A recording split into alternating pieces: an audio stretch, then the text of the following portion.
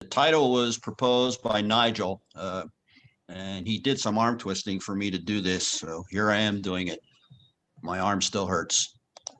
Okay, starting with an historical perspective, Henri Becquerel found that a uranium salt exposed photographic paper. We can see this in almost any textbook. And he actually put a metal Maltese cross between the uranium salt and the photographic paper, and it developed. So he did share the Nobel Prize in Physics with Pierre and Marie Curie in 1903.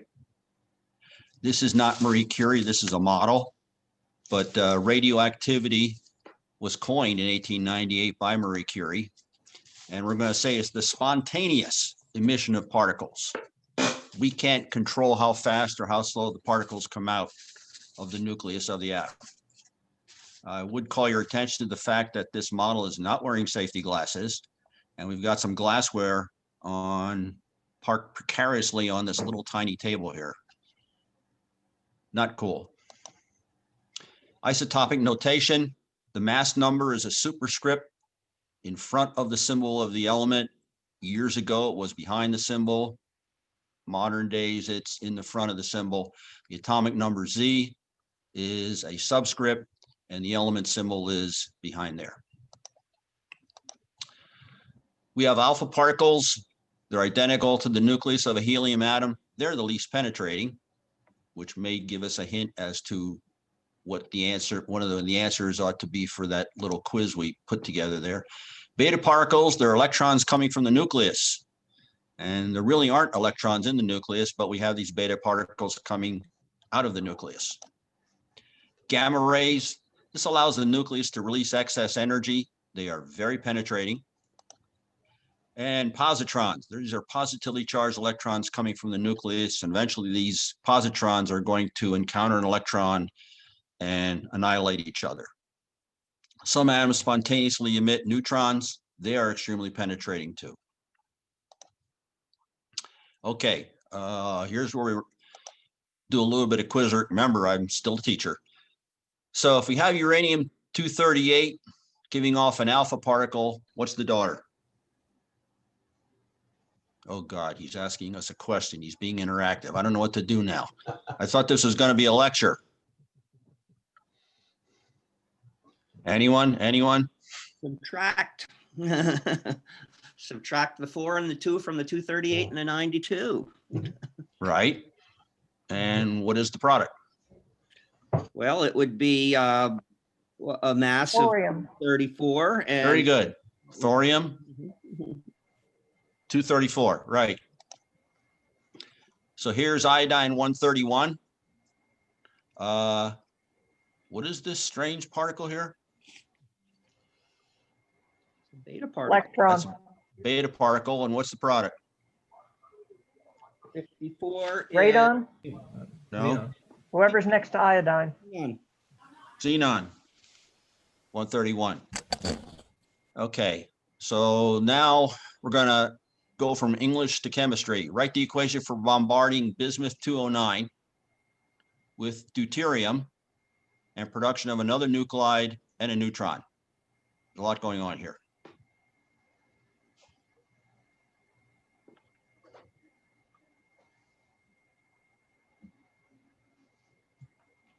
Somebody else this time.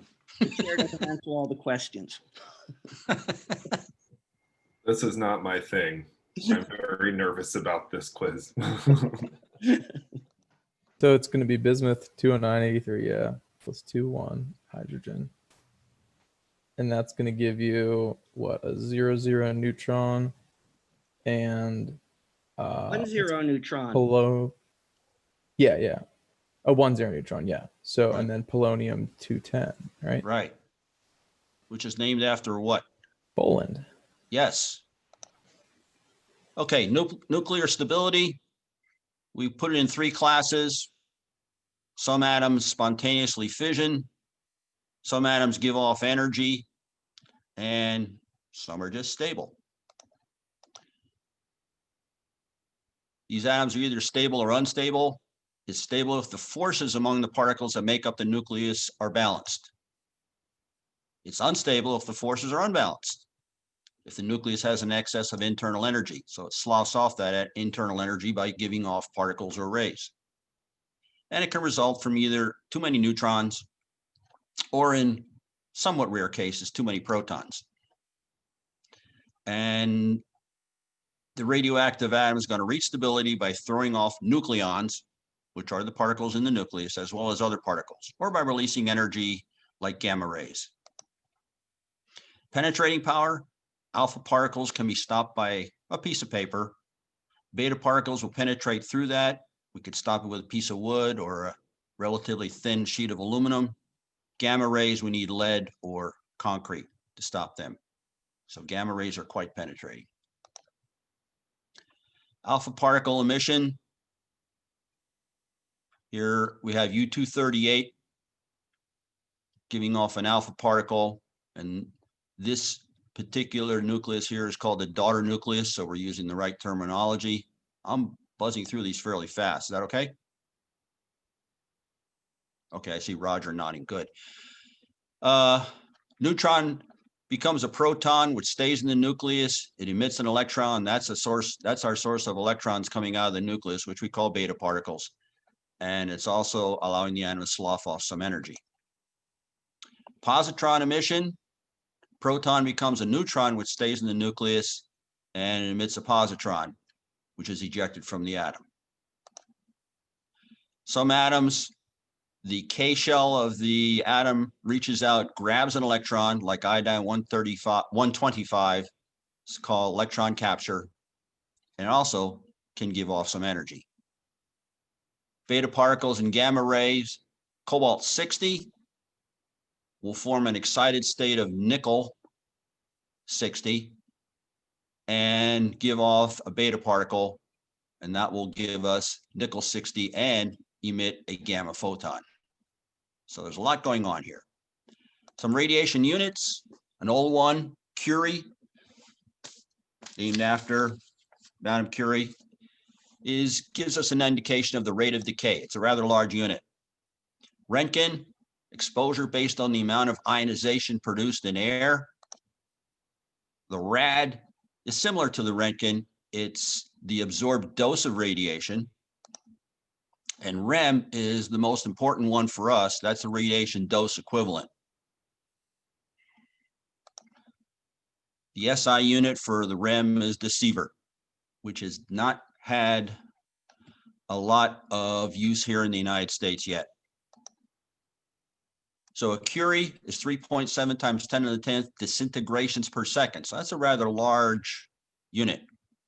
Roentgen, 2.1 times 10 to the 9th ions per cubic centimeter. That's a rather large unit too. The rad is defined in terms of, what's that? Energy per kilogram of matter. The REM is the rad times the biological factor. And the next slide is going to look at some of these biological factors. And we can convert from REMs to millisieverts. 1 millisievert is 1/10 of a REM. By the way, you don't have to memorize these. If anybody wants these slides, they're not copyrighted or anything. Send me an email and I'll send you the slides. Dose factors, alpha is 20 times, so it's very ionizing. Beta is 1 time, gamma is 1, and neutron is 10. Typical annual dose for people is about 200 millirems, and that's from all sources. Little aside, in the late 40s and early 50s, shoe companies like Buster Brown and Tom McCann used fluoroscopes to fit shoes. They had the kids put their feet in the shoes, wiggle their toes, and the salesman and the child or the parent could look in a scope and see if the shoes fit. Typical dose was about 20 to 75 rems per minute. Most of that dose was absorbed by sales personnel. Depending upon the museum, you can find one of these things. Half-life is defined as the time it takes for radionuclide to lose half of its activity. Half-life of iodine 131 is a nice even number. It's 8 days. So if I have a sample of iodine-131 having an activity of 10, what's this? What is this? God, he stopped talking and asked us a question again. Microcuries? Microcuries. Very good, microcuries. So what's the activity going to be 8 days from now? 5. That's right. What will be the activity 16 days from today? 2.5. And 24 days from today? See, 24 days. 1.25 microcurie. 1. Right. Yeah. 1.2. And we can always use A equals A0 e to the negative lambda t. A0 is the initial activity. A is the activity at times t. Thank you. T is the time. Lambda is 0.693 over the half-life. And as I said, I can send these slides to you. Nuclear fission, discovered in 1938 in Germany. Otto Hahn and Fritz Strassmann bombarded uranium with neutrons. They were not the first to bombard substances with neutron. That was done by Enrico Fermi in 1934 in Rome. But these two did it, and they got some unusual results. Lisa Meitner worked with them. She was at great risk as she was of Jewish ancestry and she had lost her Austrian citizenship. Okay, new term here, not related to chemistry, but history. Anschluss. Anyone know what the Anschluss was? Austria sort of sold out to Germany. That's right. There was going to be a plebiscite. Hitler was hoping that the Austrians would vote to join with Germany, but because there was a movement in Austria, it was Rot, Weiß, Rot oder Tot, red, white, red, or dead.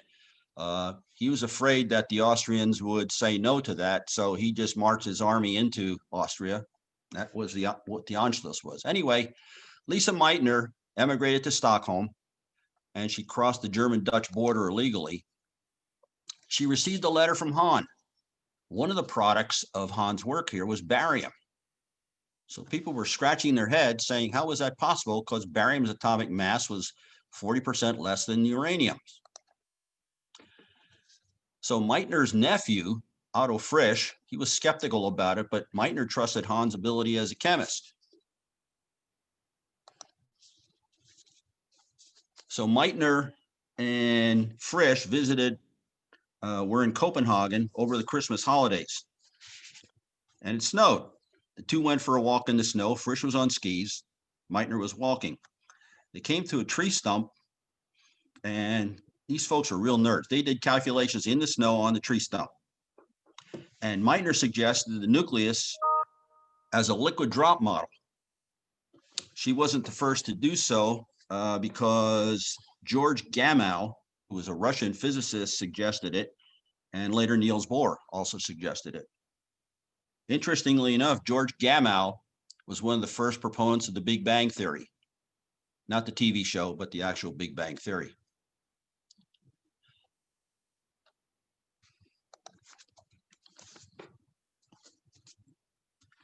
So we're going to get to our first misconception, and this is this word S.C.R.A.M, SCRAM. December 2nd, 1942, under a squash court at the University of Chicago, a number of scientists built CP1, atomic pile 1, and it consisted of graphite blocks and uranium.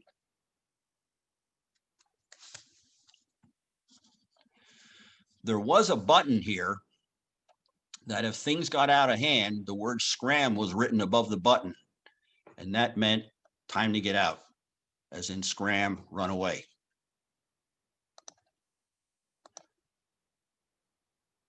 But we didn't need to do that. Arthur Compton made a phone call to James B. Conant, chairman of the National Defense Research Committee. James B. Conant ought to ring a bell with some of us here because annually the ACS awards one outstanding high school chemistry teacher with the James B. Conant Award for Outstanding Teaching. And the coding was the Italian navigator has landed in the New World. This, of course, refers to Christopher Columbus. And Conant asked, how were the natives? Compton replied, everyone landed safe and happy. Okay, jumping ahead to power production. Pressurized water reactor is one such reactor where we use nuclear energy to generate electricity. Pressurized water reactor has water in a loop, a closed loop that goes through a heat exchanger. And in the heat exchanger, steam is produced. That steam line turns a turbine either at 1800 or 3600 RPMs, and that's directly coupled to a generator, which is, oh, by the way, really an alternator. Some source of cooling water comes in, either from a lake, a river, or in the case of what was Oyster Creek Nuclear Station, Barnegat Bay, and that cools the steam to liquid water that's pumped back into the steam generator. There are 63 operating nuclear PWRs operating in the world, plus the US Navy submarines and the large aircraft carriers. And notice the way I pronounce this word, steam turbine, not pronounced turbine. Boiling water reactor, this is what Oyster Creek was. Oyster Creek shut down October 18th, 2018. This type of reactor was pushed by General Electric. Oyster Creek was one of the first BWRs. And in a BWR, the water that's in the core is allowed to boil up here. That goes to the main steam line and to the turbine generators. And then we also have a condenser, feed water pumps that put it back in here into the core.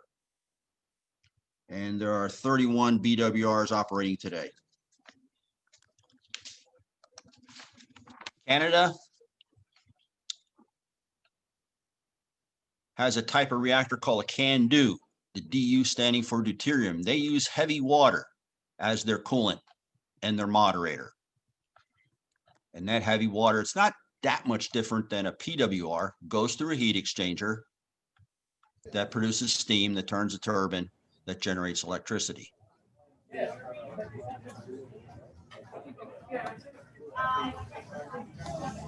I hear talking in the background. I'll keep going. Okay. Note the writing on the glass vial here, deuterium oxide, and also, if you can make it out, note the writing on the steel tube, Norsk Hydro. There's a little story behind this. Anyone know what the story is? There was a movie about it, starred Kirk Douglas. It's called The Heroes of Telemark. And there were a number of troops dropped into Norway to knock out the plant that was producing this heavy water, because the thought was that the Germans were using the heavy water to develop an atomic bomb.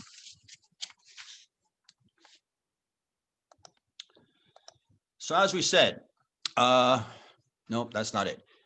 First misconception, in the fall of 1941, Werner Heisenberg, whom I think are all somewhat familiar with, visited Niels Bohr, also familiar with, in Copenhagen. Heisenberg drew a sketch of a device the Germans were working on in wartime Germany.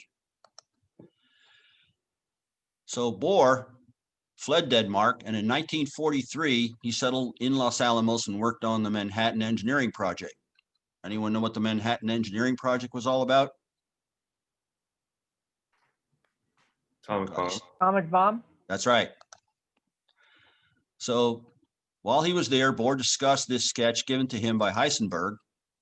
Bohr told Hans Bethe, J. Robert Oppenheimer, and a couple of others that this was Heisenberg's sketch of a bomb. And a couple years later, as Bethe told the story, he stated the Germans were totally crazy. Did they want to throw a reactor at London? And that's what the sketch was. The Germans really did not have the wherewithal in terms of the personnel to build an atomic bomb. So they were trying to make a reactor first. So here's our second misconception. Notice these folks positioned up here.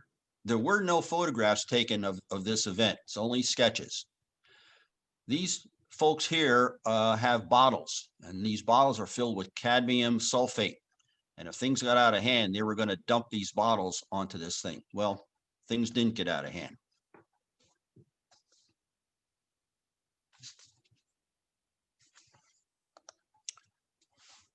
The NRC has a website called Putting an Axe to the S.C.R.A.M Myth. Norman Hilberry, in this sketch, thought he was the Axe Man. And this is several years after 1942, but there never was an Axe Man. And the word S.C.R.A.M, and I'm going to give away one of the answers to the quiz questions, was safety, control, rod, axe, man. There never was one there. However, to this day, if you work in a nuclear power plant and you hear the control room operator on the PA system come on and say, reactor S.C.R.A.M, reactor S.C.R.A.M, that means all the control rods were inserted at the same time quickly to shut the reactor down. And that's what a S.C.R.A.M has continued to mean. Some more terminology. Control rod blades, they're cruciform shape. They slow down or stop the fission process by absorbing neutrons. So they're either inserted partially or in a reactor S.C.R.A.M, they're all inserted at the same time. The moderator. In the United States, the moderator is light water. That's ordinary water. It thermalizes or slows down the neutrons so they can be absorbed by the fuel. And as I said earlier, Canadian reactors use heavy water. The fuel is uranium oxide and ceramic pellets. These pellets are stacked in long tubes about 12 feet high. Here's a marathon control rod. As I said, it's cruciform shape. These are the neutron absorbing rods. And there's a coupling socket down here. This looks like an umbrella. It's a velocity limiter. So in boiling water reactors, the control rods are inserted from the bottom. In pressurized water reactors, control rods are inserted from the top.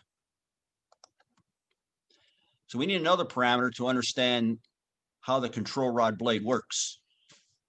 And that parameter is thermal neutron cross section. It's akin to presenting a target to a neutron with a high number indicating high probability of absorbing it. That parameter is the barn. It's 10 to the negative 28th square meters. The unit was suggested by physicists at Purdue University in 1942 for somewhat obvious reasons. You can't hit the broadside of a, finish it. 10 to the negative 3 barns is simply designated a millibarn since the unit of shed never caught on.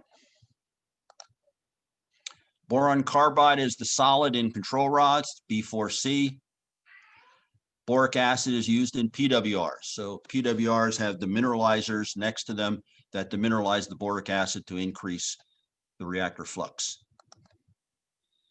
Biological effects of radiation. No effect from 0 to 25 REMs. 26 to 50, there's a small decrease in white blood cell count. 51 to 100, significant decrease in white blood cell count. So it opens you up to other diseases. 100 to 200, loss of hair and nausea. 201 to 500, hemorrhaging, ulcers, death to 50% of the population. So 500, or between 201 and 500, you'd say that's mean lethal dose. So it can be bad. As I said, we can be exposed to radiation. Cosmic radiation gives us about 50 millirems per year. Can you do that, please? I heard someone. Thought there was a question there. The Earth has radioactive materials in it too, depending where you are. 47 millirems per year. Some building materials, 3, inhaled from the air, and elements found naturally in human tissue, like bananas. If you eat bananas, you'll get a little more K40 than another person. Diagnostic X-rays. This number is a lot lower since X-rays have gone digital. When I go to the dentist, I get bite wings taken, And there's very, very little dose from them since they've gone to digital. If you've gotten any radiotherapy or internal diagnoses, there's anywhere from 10 to 1 milligrams per year. Living next door to a nuclear power plant, 0.85 milligrams. There aren't too many luminous watch dials around anymore. There's still a little bit of fallout from nuclear tests. So we're talking about just under 200 milligrams per year. Fission products produce a two-peak curve. Note the ordinate on this curve is nonlinear, 0.001%, 0.01%, and so on. One peak averages around 95 mass numbers. The other peak is around 137. So if we pick on a number near 137, xenon 140 is a fission product. It's a beta emitter. Its half-life is 14 seconds. It'll decay to cesium 140, which is also a beta emitter, and its half-life is 64 seconds. And notice how these half-lives increase going down until we reach something stable. Same thing happens on the lighter peak.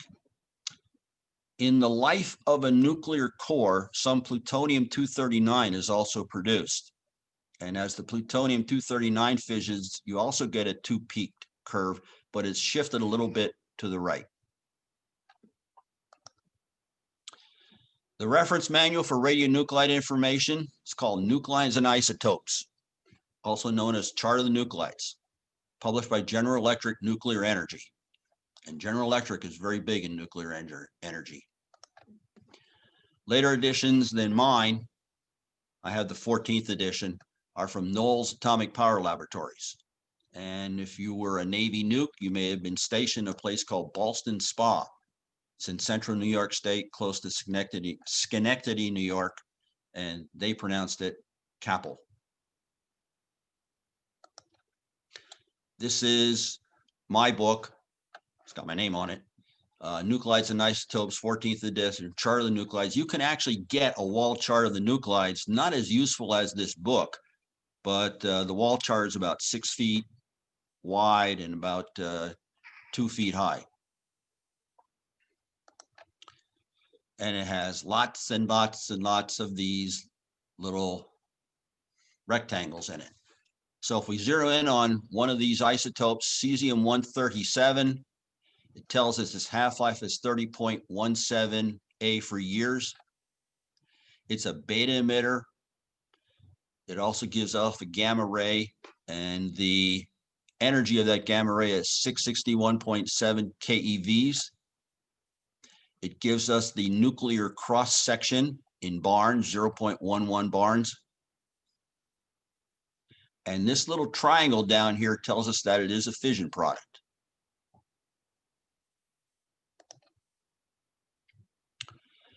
So how do we measure fission product activity concentrations? We use something called gamma spectroscopy, a very powerful tool. It's powerful and we need specialized equipment. We need a detector consisting of high purity germanium, abbreviated HPGE. And it's inside a cylinder that's about 9 centimeters in diameter. Years ago, the germanium was doped with lithium, and the technicians working with it called it jelly, G-E-L-I. But the modern ones, use high purity germanium. We have a thick lead shield to isolate the detector from any ambient radiation. Electronics convert the gamma radiation to activity concentrations, a high voltage power source, and it has to be cooled down to liquid nitrogen temperatures, negative 196 Celsius. And appropriate sample containers. One of the more common sample containers are called Marinelli beakers. They're cylindrical plastic containers designed to fit over the germanium detector. So the detector would be inside here. This is a 1 liter Marinelli beaker. There are also 3 liter Marinelli beakers. And if we're taking a reactor coolant sample, we wouldn't take 1 whole liter of reactor coolant. We may take a 20 milliliter sample. Okay, going off on another little tangent, positron emission. Positron's an antimatter electron. It's identical in mass, but it has an opposite charge. There's a misspelling there of +1. Positrons can come from different sources.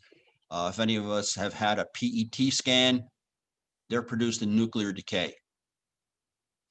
And these positrons and electrons, if they encounter each other, they will annihilate each other. And the energy of that annihilation is 511 keVs, and they'll head in opposite directions from each other. Here's a gamma spectrum from a Chernobyl soil sample. We've heard of Chernobyl, haven't we? So we're seeing cesium-137, 61.7 keVs. Here's the 511 keV peak. It also found some thorium-232 that's naturally occurring.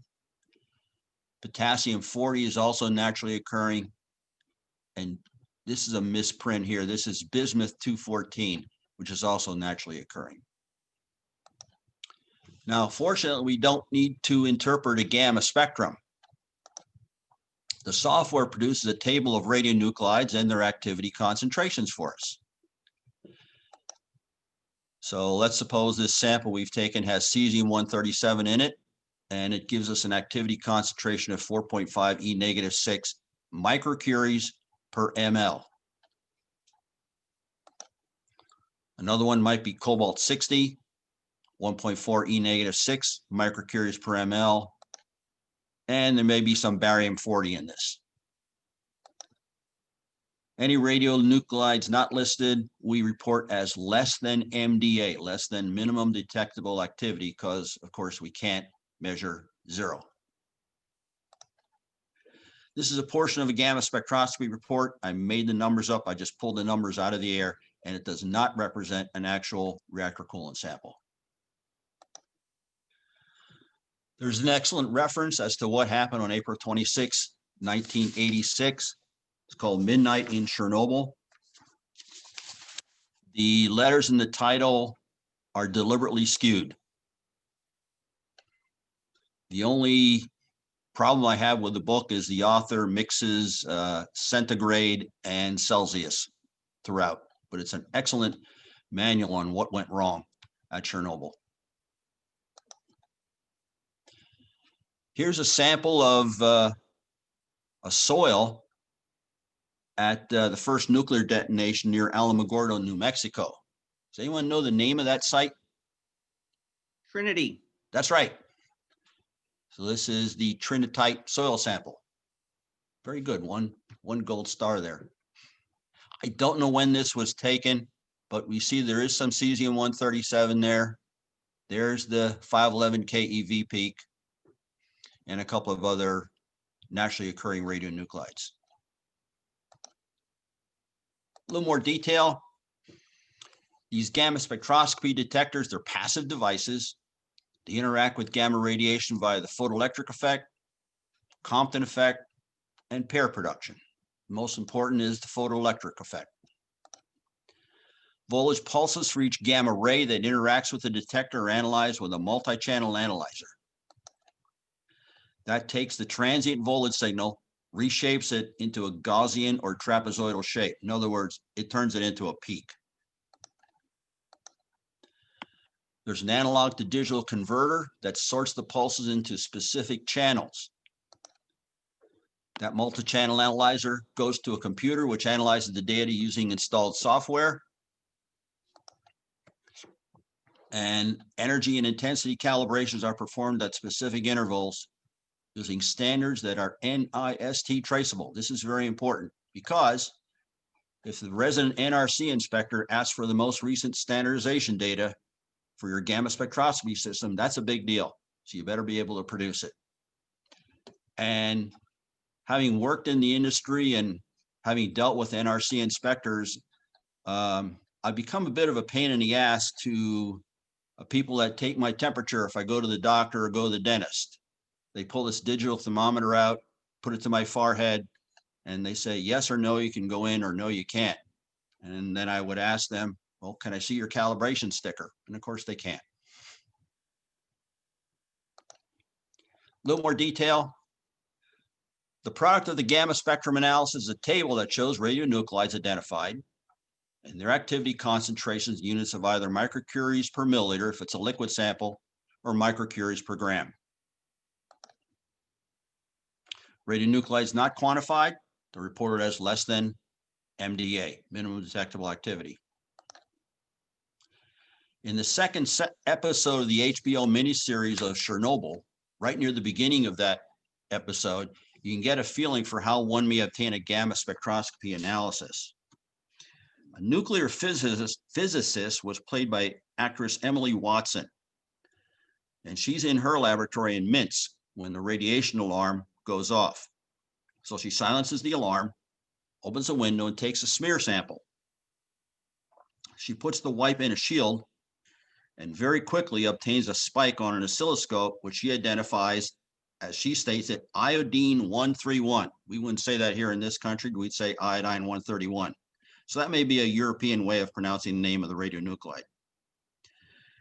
In the HBO series, the Emily Watson character is actually a composite of about 50 physicists and chemists who attempted to discern what went wrong at Chernobyl.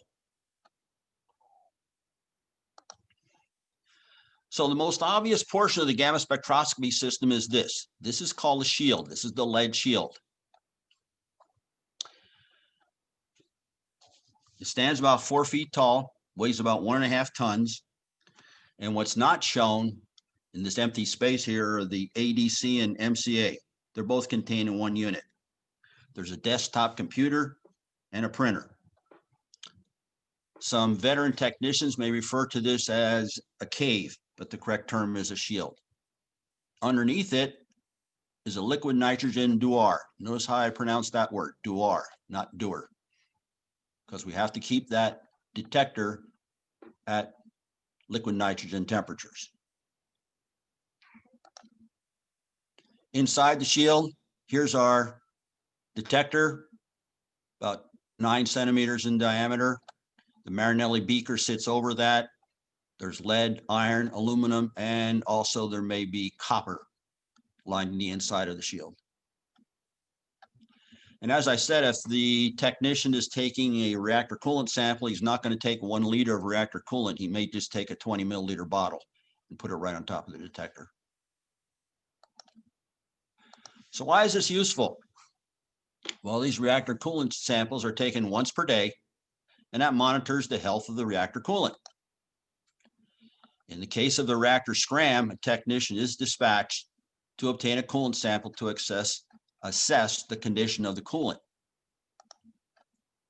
Any damage by the S.C.R.A.M will review itself by the identity of the radionuclides present and their activity concentrations of the fission products and the corrosion products in the sample. Now let's look at this guy. Strontium-90 has a half-life of 29.1 years. It's a beta emitter, but notice here it says no gamma. The little triangle here says it is a fission product.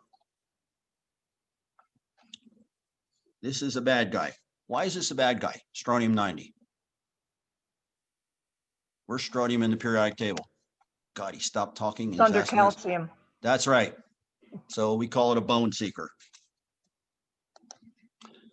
So how do we determine its activity concentration? We need to resort to something called liquid scintillation. So these beta particles are emitted, solvent molecules become excited. The energy of the solvent molecules is transferred to a fluor. So now we're talking about giving off light. A photomultiplier tube produces an electric voltage, which is interpreted as activity concentration. So graphically, we have a radioactive molecule. It's a beta emitter, excites a solvent molecule, imparts some of its energy to the fluor, we get light, and here's our photomultiplier tube. So a little chemistry here. Scintillators are divided into two classes, primary and secondary. The emission wavelength of the primary scintillator may not match the sensitivity of the PMT. So the emission wavelength of the primary scintillator may be in the UV range, whereas the PMT is looking for visible light. So we use a secondary scintillator, and we call the combination of the primary scintillator and the secondary scintillator, plus another component, a cocktail. Here are some primary scintillators. And as I said, if you want these slides, I can email them to you. I'm not going to go through and pronounce these for you. But notice the emission wavelengths, 357, 363, and 340 nanometers. They're in the UV range. We boost the wavelength using secondary simulators. So now we're up into the visible region here, 410 and 477 nanometers. We also have a surfactant. So most of these radionuclides in aqueous solutions, immiscibility may be an issue with the scintillators. So we have emulsifiers in the cocktail, allow the aqueous radionuclide to form a stable emulsion. Non-ionic surfactants have a long hydrocarbon chain and a polar group on the other end. Ionic surfactants are similar, but they have a charge group on the end. Perkin-Elmer produces a solvent called Ultima Gold, which contains all the aforementioned solvents. Very useful material. So here are the surfactants. Notice we have hydrocarbon end here and a polar group here. Hydrocarbon, polar group. Mono or diphosphate esters and sodium salts. Hydrocarbon group here and anionic group here. Scintillators have to have high flash point. They must have low vapor pressure, low toxicity, so we can dispose of them. They must be biodegradable, non-flammable, high counting efficiency, and high quench resistance. Unlike gamma spectroscopy systems, liquid scintillation counters can be desktop models, so you don't have to deal with a huge shield and a liquid nitrogen door. In summary, we looked at the history of radioactivity, how the concept of nuclear fission was developed. We have also seen how some terms were developed and a few misconceptions. And we looked at a very powerful tool called gamma spectroscopy and how it's used to safeguard operation of nuclear power plants. And that is the end of my presentation. Thank you very much, Bob. You're welcome. Very fascinating trip through history and development of radiochemistry. So yes, let's give Bob our virtual applause, or we can even applaud for real. Yeah, if anyone wants these slides, I mean, they're not copyrighted or anything. My email address is Robert Artz, ROBERTARTZ, the number 10 at Comcast.net. And I'll happily send them out. Thanks very much, Bob. Appreciate that. You're welcome. Any questions? We've made Bob talk a long time without a lot of interruption. So let's see if there's some additional questions. Yes, this is a question more for the audience, though, because you know how I'm always interested in history, and I have a feeling that Bob will know the answer to this, but I want to see if anyone else does. Who was the nuclear engineer born in Allentown who designed the cores of the first commercial nuclear reactor and the first nuclear reactor on a submarine? And I also don't know the answer. Chair of the Nuclear Regulatory Commission.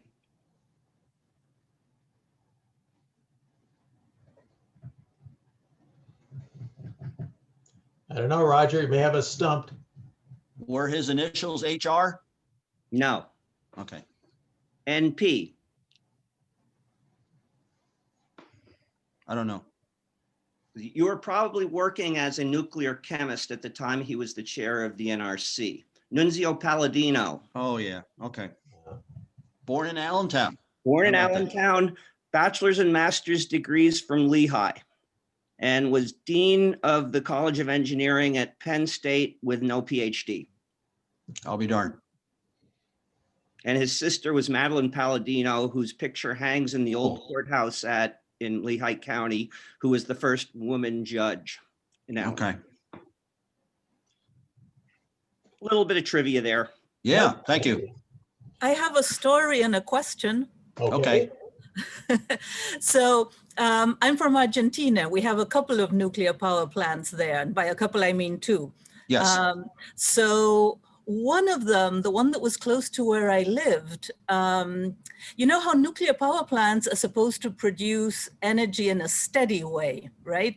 Yes, they should. In Argentina, it was used to balance the natural floods of the Paraná River. So when the river was flooding, it was turned off. And when the river was dry, it was turned up to guarantee that there was enough electricity at the other end, right? So the power plant was going through these cycles. That's And not a good thing for power plant, it's for nuclear not, plants. you know, it's actually not. And I was studying that when I came here. One of the things that happens to the rods is because of this up and down, you know, level of energy, the material changes its crystal structure. So it goes from one set of crystals to another, it becomes fragile and it can break. So I thought that was fascinating at the time. Then that research didn't really mesh with the interests of my undergraduates and I set it aside, but that's my story. But I do have a question, you know, and that is how on earth did they find barium? Because one finds things that one goes looking for. So when they did that fission, how did they think to look for barium? What kind of method did they use? Do you know? When I was an undergraduate at Kutztown, we had to take a course in qualitative analysis. Kutztown no longer offers it. And I do remember testing for barium. It's a simple qualitative test. It's a precipitation test. And then you can use a flame test to identify as barium. I think it produces a green flame. Nice. Thank you. Do you think there was enough barium there to in that sample to do that, though? Good question. I don't know. I'll just. Meitner was a very, very good chemist. Yes, he was. Other questions, comments?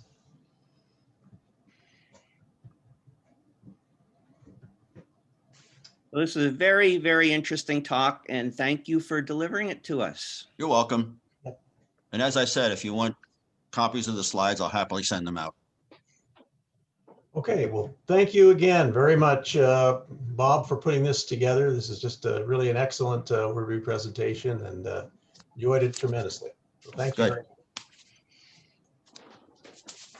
Okay, I think we're going to move on for just a few minutes into a section business meeting. So anyone who does not want to stay for that, you're certainly welcome to sign off now. But I'd ask for other folks in the executive committee and committee chairs to stay on for another few minutes if there are any topics we want to bring up. I know this is the time of year for getting together our report for the past year, 2020. So that's always something that takes a little bit of planning. Nigel, how do I shut this off? You would go to stop sharing at the top of your screen, most likely. I see new share up there. It says I'm screen sharing. Oh, there it is. Stop share. Actually, I can do it too, but yeah, good. Okay, there we are. Okay. I'd like to mention announce the speaker for next month if we're ready to do that. Yes, of course. Okay, on February 18th, which is a Thursday, the speaker will be David Lewis from the University of Wisconsin, Eau Claire, a friend of mine from the Division of the History of Chemistry. And his title will be A Hatred That Still Haunts Undergraduate Organic Chemistry 150 Years Later. Anybody have a guess what that hatred was, who that hatred was between? Any ideas out there? 150 years? 150 years ago. Two people whose names sophomore organic chemists often mix up because they did things that were kind of the reverse of each other. They hated each other. They worked for the same PhD advisor, had a lifelong hatred. It was Markovnikov and Zaitev. Oh man, I really wanted to figure that out, but I didn't guess that. You'll enjoy it. David is a scholar of Russian chemistry. Gives lots of talks at ACS History of Chemistry meetings. And then in March, on March 18th, 4 weeks later, Gene Burke from Cedar Crest will be the host of the meeting. Of course, these are all Zoom yet. And I don't have an exact title yet. Maybe Nigel does, but I know it has to do with sign language. Yeah, signing for safety, I think, is the sort of official title. So at least that's what I've been putting up. So yeah. Okay. So it's a use of sign language in chemical safety. So, you know, what could be more important reason to communicate urgently and rapidly than a possible safety issue in the laboratory or elsewhere. And so for those, if there's a case of, you know, hearing impairment or so forth, good to know what the sign language version is. So that's what it's going to be focused on.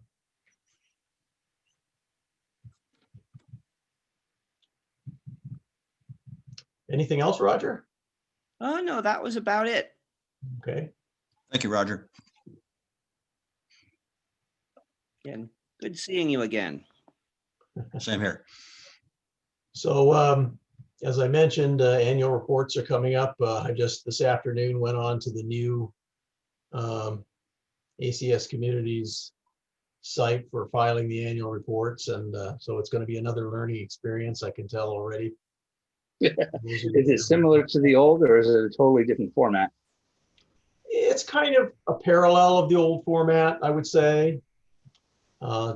Slightly different wrinkles, but it's the same kind of process. Many of the same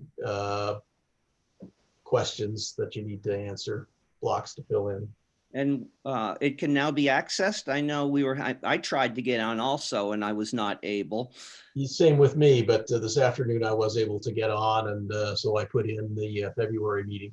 Okay. Is there anything I have to put in since I was chair-elect last year? I don't remember needing to do it as chair-elect last time I was in the chair sequence, but I wanted to make sure so we get this submitted in time.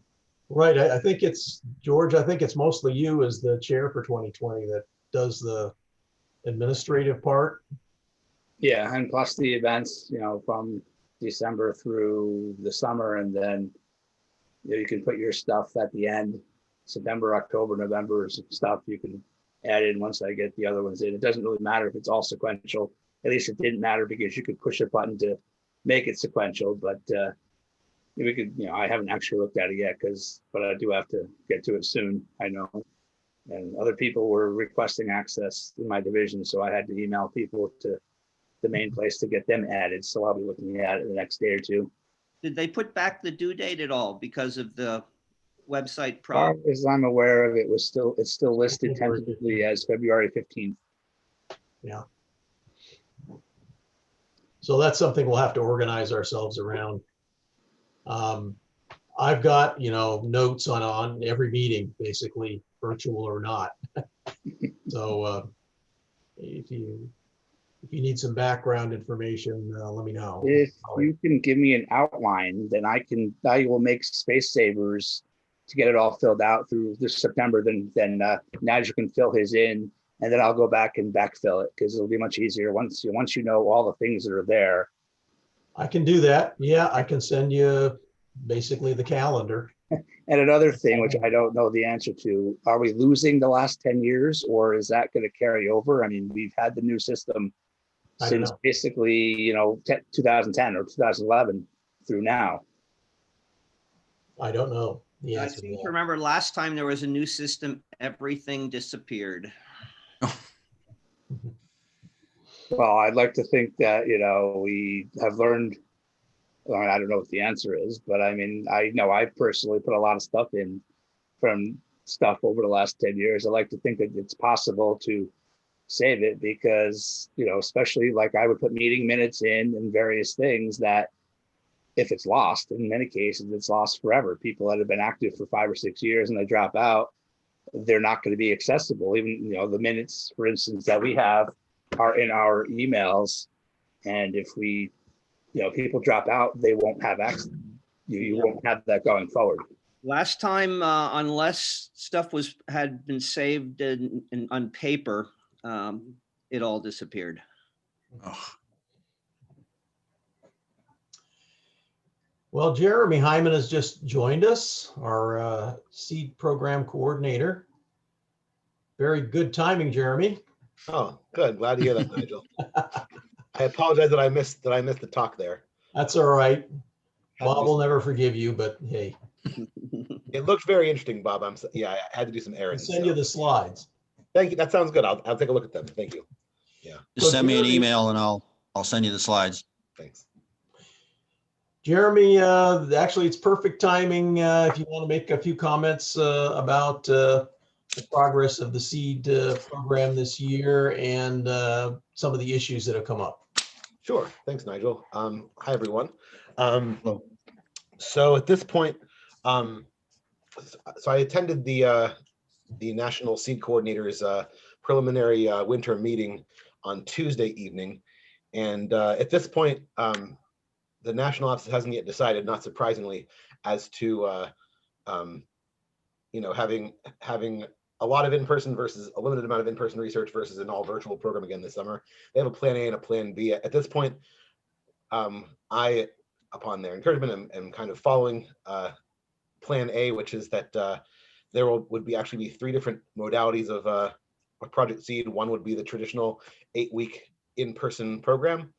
And then there would also be a limited number of virtual or computational projects. Lorena's project may be part of that subset, or it could be regular. It just depends on whether the student need to come into her lab or not. And then they'll also be running a more limited virtual camp for students in more remote locations. And that virtual camp doesn't really involve local coordinators as much.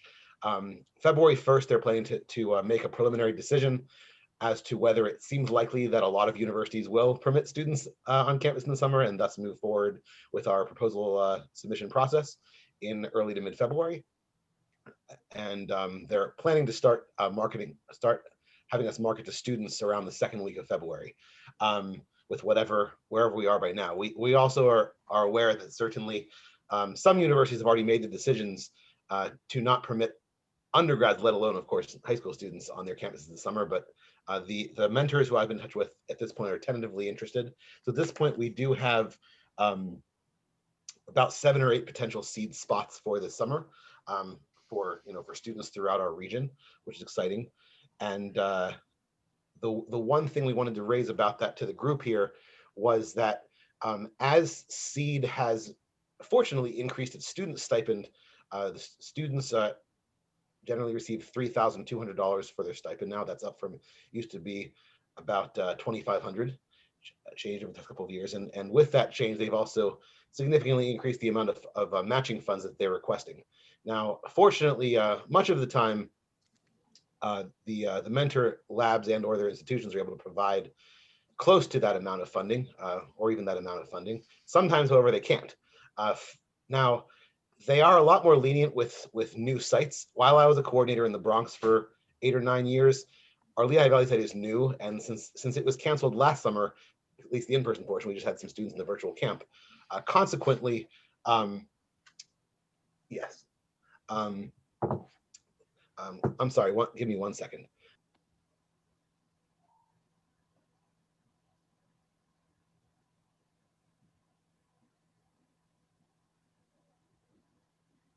I apologize for the delay there. Yes. So anyway, so essentially we know they're going to be a lot more lenient with us since this will be our first summer of in-person seed, assuming we actually are able to have the in-person program since we it was canceled last summer.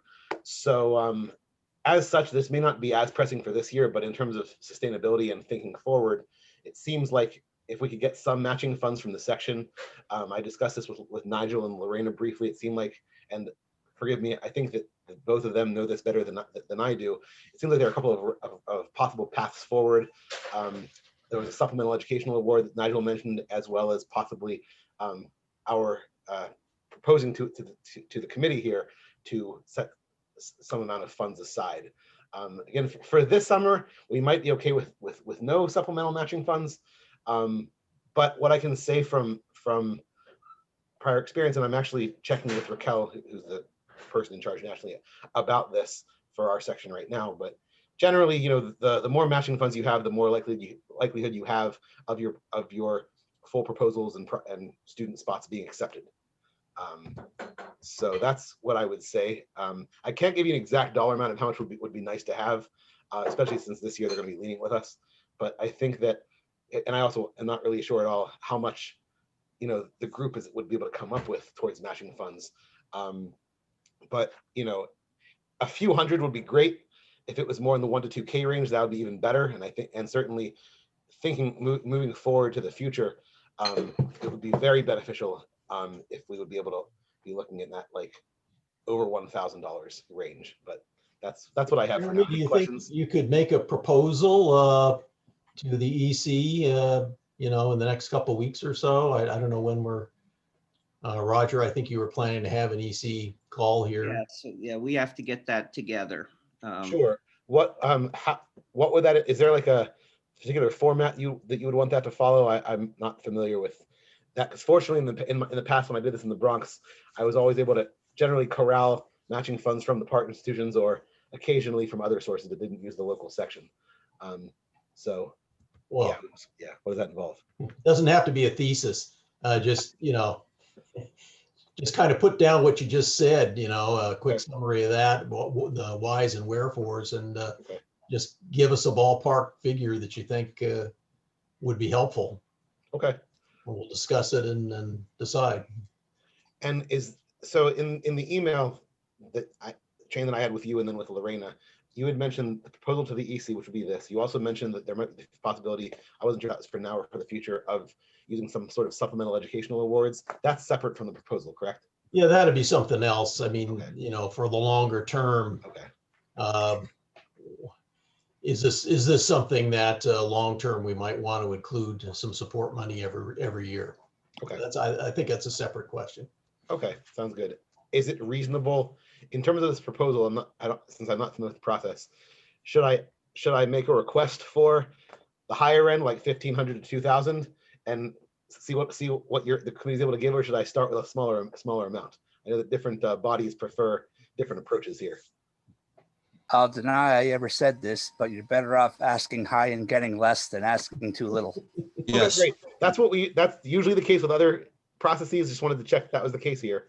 Yeah. I just wanted to make sure it wasn't an all or nothing scenario, because certainly if I ask for 1,800 and we end up even getting, you know, half of that or a little less than half of that, that'd be totally, you know, I'm fine with that. It's still a value add. Yeah, I'd say request, and we'll see what, you know, we can do.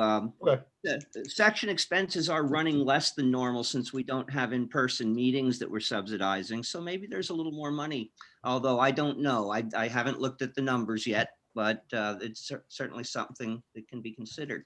All right. Well, thank you. I appreciate that. And I should be getting some more insights back from Raquel in the coming days to give me a better sense of, you know, how much might be helpful for this year. But fortunately, it probably won't even be as much as I mentioned this year, but I appreciate that. Thank you very much. Okay. Oh, and that reminds me of something else I wanted to mention to the group that you might want to put on your long-range calendars. I had a Zoom meeting with the chairs of several other nearby local sections on Monday. The Philadelphia section is putting in an IPG grant for a mini leadership institute to be held on September 11th this coming September 11th, 2021. That'll be held at St. Joe's University in Philadelphia in the main line. And it'll be a one-day event at very low cost for attendees, and members will be able to take 2 Leadership Institute courses, the things that you need to go to the Atlanta leadership meeting normally for, or take them at fairly high cost at the national meetings. And all the details aren't worked out, and I will likely at some point after budgets come out and we find out how the IPG went, be asking the executive committee to contribute to this. But it would be an opportunity for all of our members, those who want to attend a one-day Leadership Institute. Okay. Thanks, Roger. And the other sections participating are Delaware, Trenton, Princeton, Philadelphia. I'm not sure about North Jersey. They may be in there also, but there wasn't anybody at the meeting, and us. To me, it looks like a really good idea. I wrote a letter of support that our section would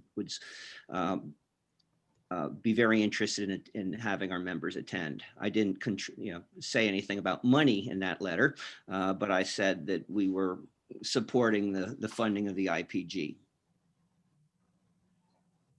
Okay. Any other items anyone wants to bring up? Yes.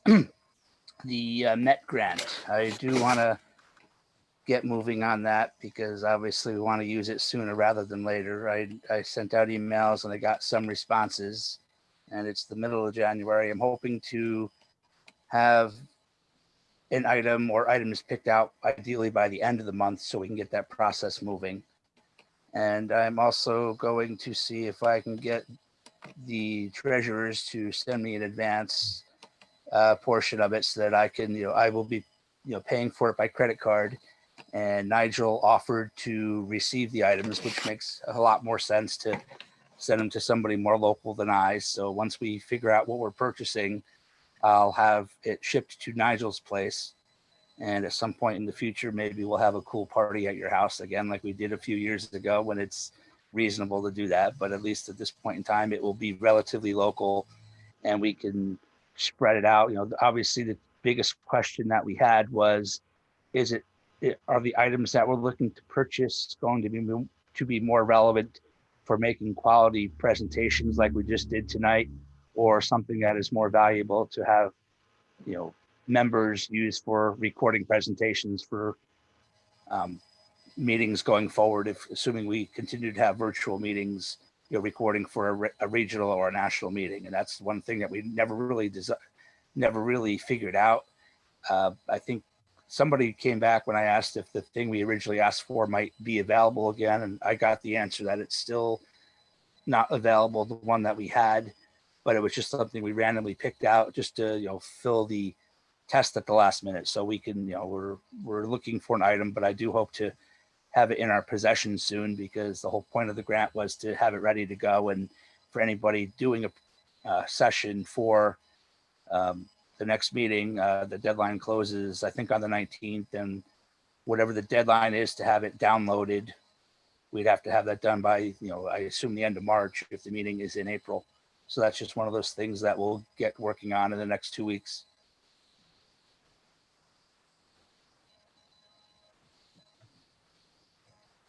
Okay, thanks, George.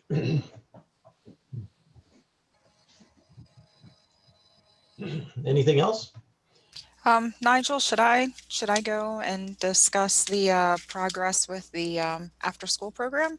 Why not? Maybe a quick summary, and then we can more details at the EC call coming up. But yeah. Oh, okay. So Nigel, Jeremy, and I have been working on developing an after school program, which is funded by the Diversity, Inclusion, and Respect grant that the ACS put out recently.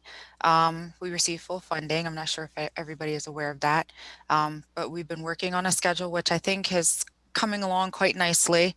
I think Nigel and Jeremy, but I just wanted to give an update that we're working on that. It's coming along, and I know Nigel has been planning to put a page on the LVACS site with the details of the program, and I just wanted to let everyone know that they can look forward to seeing those details soon. So we have a bunch of different activities planned for each week of the program. It runs from February 3rd to the end of April. And every week we'll have guest speakers. We'll have experiments and demonstrations. We'll have a couple of student groups, a number of student leaders putting kits together to deliver in the Allentown, Bethlehem, Reading area to local drop-off points. Is that right, Jeremy? Did I get that right? Yeah, and possibly even up in Monroe County. Monroe County. See, I always forget Monroe County. Well, I'm so sorry. That's all right. Pending their reopening their after school program site. Okay, so I'm going to make it a point to remember Monroe County. But it looks like everything is coming along. Nigel has actually already ordered some supplies. And I don't know, it looks like it'll be a very interesting program. We have some really great speakers coming in. If anyone is interested in speaking, please let one of us know, because we would like to have a nice career panel for the students with some professionals with diverse backgrounds who can talk about their experiences. So there were a couple of people I was going to harass, but I have not done that because I don't think it'd be fair. I figure I'd throw it out there at a meeting and see who is interested. So far we have, I don't know if any of you are familiar with Jennifer McLaughlin from PID Analyzers, but she has agreed to be a speaker. Jeremy has found speakers for different days throughout the program. We have a local battery and energy expert who is doing a demonstration for the students, teaching them how to build their own batteries with the supplies they have at home and in their pockets. You actually get to use pocket change to make those batteries. But if anyone else is interested in participating, please let one of us know. Thank you. Great. That sounds wonderful. I wanted to just bring up briefly, we're all aware we're going through, sad times. And I just wanted to make sure that as a group, we were reaching out to the people that might either be ill or have lost family members or good friends. The reason I'm bringing this up was that I had an interaction with Celia recently. And she pointed out that her mother had passed away over the summer. I don't know if I knew this and somehow forgot, or if the executive committee was not aware of it. And I'm just throwing out the idea that maybe, if we haven't done that already, we should send her a card or express our sympathies in some way, because she did seem rather upset, and I didn't know if this was personally with me, because I have some degree of friendship with her and I should have known better, or if this was like a reaction to the group in general. So those of you that were more in touch with the rest of the group over the summer, if you have any knowledge of what happened, what we did, and what we probably should still do, I'll leave that in your hands. Yeah, I had no idea. I didn't either. I don't think any of us knew. Maybe I didn't forget then, because to me it came as a shock. It did come up somewhere. I remember we had a short discussion about it, but Nigel would know more than anyone if we actually acted upon it. But I do recall it coming up. I'm not sure exactly where, but that did happen. So we may have. Denise sent out something. What's that? I think I remember Denise sent out an email, but I don't remember who was on the email. Yeah. I know in other cases, you know, when a member or a past member of the executive committee has lost a parent, we've sent a card with regards, or we've sent some, I don't know, some money towards a fund or whatever charity they might be looking into. So I just thought I'd bring it up as something that we probably need to look into and, you know, do Yeah, something. yeah, let's talk about this more at the executive committee meeting, and Okay. I have no problem with doing something. Yeah, I agree. I just looked through my emails and I haven't received an email from Denise since September of 2019. So yeah, I think that definitely needs to be addressed. I know everyone was nice enough to send me their condolences when my husband passed 5 years ago. So, and it was very comforting. And I feel bad that we didn't do anything, but if we didn't know, you know, we couldn't do anything. Never too late to show you care, just like Yeah, Lorena was I saying. agree. I tell, with our apologies for the delay. Okay, we'll put that on the agenda too. When is our, Roger, when are you planning, You know, does anybody here know how to send out doodle polls? I've been wanting to do a doodle poll, but I don't know how to do them. I've done doodle polls before. Could you send one out to the executive committee? Sure, that shouldn't be a problem. Are there specific dates and times you want me to put on there? Just put a whole bunch of them in, you know, late January, you know, maybe the last week in January or something like that. Okay, so 2 weeks from now. Yeah, Okay, something like that. all right. 1 to 2 weeks, you know, because, you know, we're at the 14th now. So, you know, anywhere from, you know, the 21st to the 31st or something like that, probably in an evening. Okay. Is this doodle poll to figure out the best date and time for an EC meeting? Yes. Yes. You said, sorry, you said between the what, the 19th and the 31st? Is that what you said? That's okay too. I said the 21st and the 31st, but That's fine. somewhere in there, you know, in that general range. Okay. Sounds good. I'm sorry, I don't mean to jump in. Shouldn't Nigel do that? Because he kind of runs the whole, he kind of, you know, runs the whole emailing That's thing fine. too. He knows how to do it. I haven't been doing doodle polls, but I could easily learn. Okay, I was just wondering because I know that there's this whole thing with emailing everyone. I don't know. Didn't mean to like jump in and be rude, but Well, whatever you guys want. I don't know the formalities and stuff. Yeah, I would do it if I knew how to do it, but I don't. I always took the easy way out. I just said, okay, Monday, Tuesday, Wednesday, Thursday, pick your day. It's not as easy as clicking a button, but it means I get to write an email for 2 minutes and be done. So whatever, you're the chair, you can do it however you want. Well, if somebody could set up a doodle poll for me, I would greatly appreciate that. Yeah, Jeremy, why don't you go ahead and do that? All right, I'll set it up. Is it better if I then just send the poll link to either Roger or Nigel to send out, so the emails That's can fine. Yeah, I can, Okay. if you can send it out, set it up, I will send it out. Okay. I No didn't problem. even think of that, Jeremy. That you set it up and send it to somebody else. That's There you go. pretty clever. No problem. It's all good. Okay, anything else? I think that's about it. Someone want to move to adjourn? I make a motion cool. to adjourn. I second that motion. Okay, very good. All Thank right, you, well, everybody. Bye-bye. I'd say vote with your feet. Thank you again, Bob. That was great. It's nice to see everybody. Have a good night. All right, stay safe. All Good right. night. Bye-bye. Good night.